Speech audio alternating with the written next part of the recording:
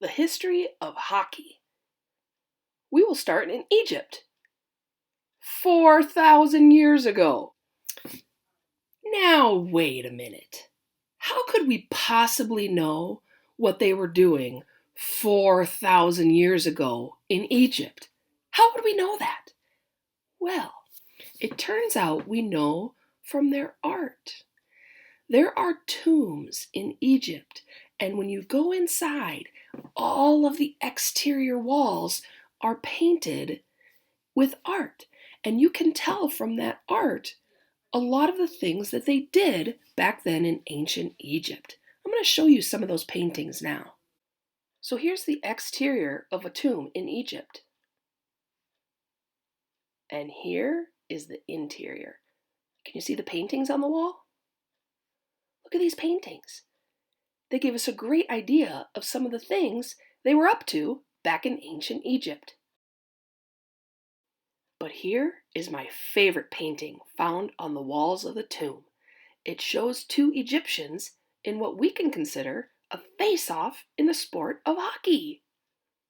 Historical records, like the art we just saw, show that hockey, or a game similar to hockey, was played 4,000 years ago in Egypt.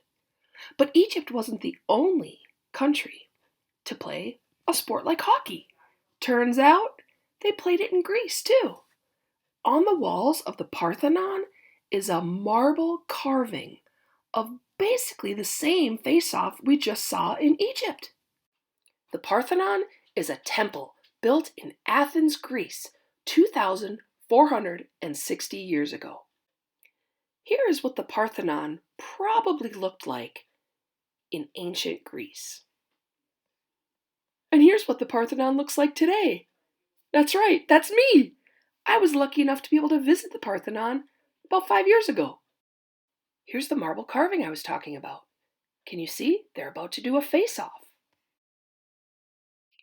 The hockey stick is obviously a really important part of the game, but researchers think that's actually how the sport got its name.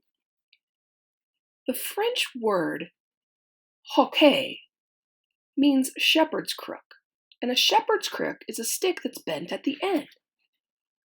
But it could have also come from the Iroquois word hoki, meaning a tree branch. Here's an example of a hockey stick carved out of a tree branch. Before hockey sticks were commercially made by companies, people hand carved them from trees. These hockey sticks are from the 1800s. Now let's look at some more modern hockey sticks. These hockey sticks are from the 1920s, 30s, and 40s. And these hockey sticks are from the 1980s. And these hockey sticks are the newest sticks you can buy today. Some of these hockey sticks are over $300.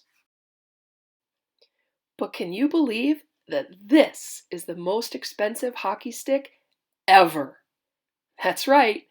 This hockey stick was sold for $4.5 million. Researchers think this is the oldest hockey stick in the world.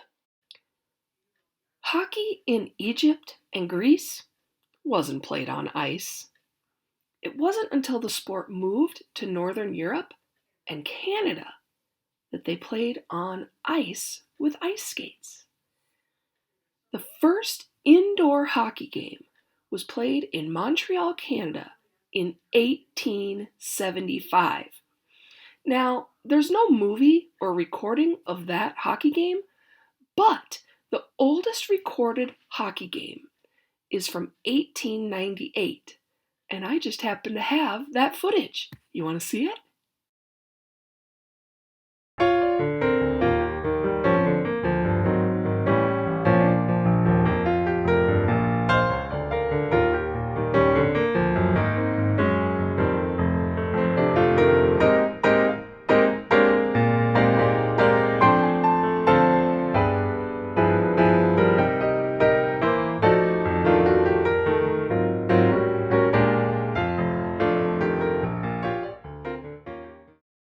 You may have heard that the sport of hockey is called Canada's gift to the world.